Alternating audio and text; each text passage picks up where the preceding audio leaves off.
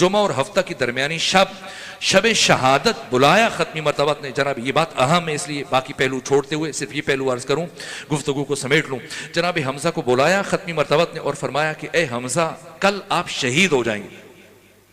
تو یہ سن کر گریہ کرنا شروع ہوئے جناب حمزہ. تو سبب پوچھا ختمی مرتبہ نے، گریہ کا سبب جب پوچھا، دریافت کیا کہ کیوں رو رہے ہیں. کہا کہ آپ کی جدائی کا خیال کر کے رو رہا ہوں. نہ موت کے خوف سے، نہ موت کی خود تمنا کرتے تھے، خواہش کرتے تھے، لیکن ختمی مرتبہ کی جدائی کا تصور کر کے گریہ کر رہے تھے. کہا جناب حمزہ اب شہادت کی خبر دی ختمی مرتبہ نے، اور پھر اس کے بعد جو بات کی، یہ بات بہت اہمیت کی حامل ہے. شیخ عباس قمی ثقۃ الاسلام، وہ شخصیت کے دنیا حدیث میں ان کا نام ہے. یعنی 110 جلدوں کا خلاصہ کیا ہے، 7 جلدوں میں معتبر ترین احادیث کو جمع کیا. سفینۃ البحار کی پہلی جلد میں شیخ عباس قمی نے اس حدیث کو بیان کیا. کہا ختمی مرتبہ فرماتے ہیں کہ اے حمزہ میرے چچا کل آپ کو شہید کر دیا جائے گا. عرض کیا جی یا رسول اللہ میں اسی لمحے کا انتظار کر رہا ہوں. تو اس کے بعد کہا اے حمزہ میں ایک امر کی نسبت خائف ہوں. عرض کیا فرمائیے یا رسول اللہ.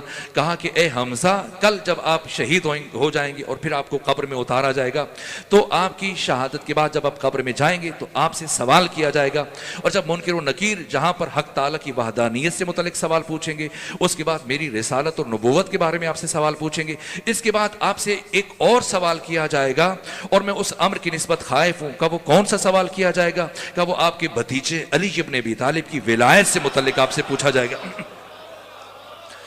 اور میں یہ سوچ رہا ہوں، یہ سوچ کر کے کہ علی آپ سے کم سن ہیں، بہت چھوٹے ہیں، مبادا آپ سوچ میں پڑ جائیں اور اگر آپ تأمل سے کام لیں، سوچ میں پڑ جائیں، تو آپ کی نجات اور آپ کی سعادت. دیکھیں سید الشہداء کا خطاب، غیر معمولی شخصیت، آپ کے تمام تر فضائل بجائے خود، لیکن علی کی ولایت اور علی کا شرف اور علی کا مقام کیا ہے کہ کہا کہ اے حمزہ میں ایک امر کی نسبت خائف ہوں کہ کل جب قبر میں پوچھا جائے گا، مبادا آپ یہ سوچ کر کے کہ علی تو میرا بھتیجا ہے، علی بہت کم سن ہے، علی ابھی چھوٹے ہیں، تو آپ تأمل کا شکار ہوں، تاخیر کا شکار ہوں، جواب دینے میں پہلو تہی کریں اور آپ کی آخرت خطرے میں چلی جائے. یہ سن کر جناب حمزہ نے کہا کہ کیا یہ حکم خدا نہیں ہے؟ فرمایا حکم خدا ہے.